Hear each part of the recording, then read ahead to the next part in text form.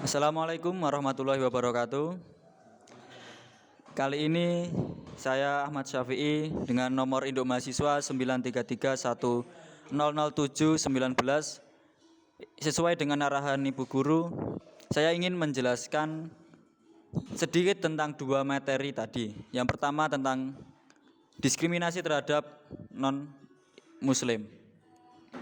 Secara singkat, definisi dari diskriminasi adalah perlakuan tidak sama terhadap suatu kelompok tertentu. Jika kita merujuk pada negara kita, Indonesia, diskriminasi rata-rata terjadi terhadap etnis dan agama. Contoh diskriminasi terhadap etnis adalah kita kembali ke tahun sekitar tahun 98, tahun 2000-an, di mana saat itu terjadi diskriminasi terhadap etnis Tionghoa di berbagai daerah, terutama di kota-kota besar seperti Jakarta, Solo, Yogyakarta, dan Surabaya. Itu terjadi karena beberapa faktor. Yang pertama, kita sebagai ras pribumi merasa paling kuat, merasa paling memiliki hak terhadap apa yang ada di Indonesia. Padahal jika opini tersebut kita gunakan di Indonesia, akan terjadi suatu diskriminasi terhadap orang-orang non-pribumi, seperti orang-orang etnis Cina yang sudah bertahun-tahun tinggal di Indonesia dan juga simbah-simbahnya ikut dalam perjuangan kemerdekaan, karena mereka secara tidak langsung sudah menjadi bagian dari kita.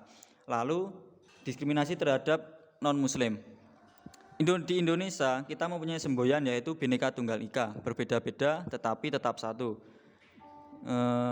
Semboyan itu kita pakai untuk agar tidak terjadi diskriminasi terhadap agama-agama lain selain agama mayoritas, agama Islam.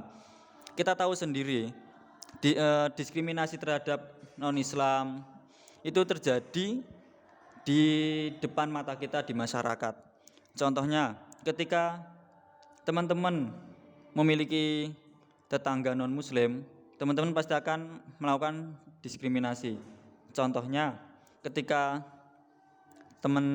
tetangga non-Muslim teman-teman tadi melakukan ritus dari agama mereka, teman-teman atau keluarga teman-teman nanti ada yang merasa risih, lalu melakukan sebuah tekanan terhadap mereka. Contohnya seperti melarang mereka untuk beribadah karena ditakutkan akan mengikis iman dari saudara-saudara Muslim. Itu salah satu contoh diskriminasi dan salah satu contoh pemahaman agama yang salah. Lalu kita beralih ke Islamofobia. Ini merupakan satu materi yang masih ada kaitannya dengan materi tadi, yaitu diskriminasi. Kalau Islamofobia sendiri pertama kali istilah tersebut ada di Amerika Serikat. Itu ada setelah kejadian pesawat yang menabrak salah satu gedung di Amerika Serikat yang dilakukan oleh teroris yang mengatasnamakan Islam. Setelah itu Islamofobia terjadi di mana-mana, di Inggris, di Amerika, pokok di negara-negara yang di sana terdapat banyak sekali orang-orang dari non-Muslim. Islamofobia sendiri faktornya terjadi karena tidak adanya dialog antar agama atau karena salah persepsi dari orang-orang non-Muslim terhadap Islam.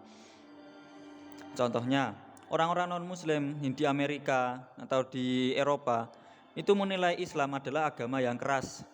Mereka dapat menilai Islam sebagai agama yang keras tadi karena termakan oleh berita-berita miring dari para anti-Islam. Karena banyak sekali di luar sana para orang-orang yang anti dengan Islam lalu membuat berita-berita miring tentang ajaran Islam. Seperti itu tadi, Islam yang keras. Padahal kita tahu sendiri sebagai orang Islam bahwa Islam tidak pernah mengajarkan kekerasan. Jika ada yang mengajarkan kekerasan, bisa dipastikan mereka salah dalam memahami agama Islam yang rahmatan lil alamin ini.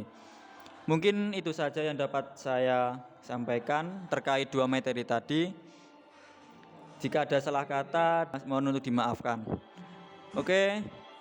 Assalamualaikum warahmatullahi wabarakatuh.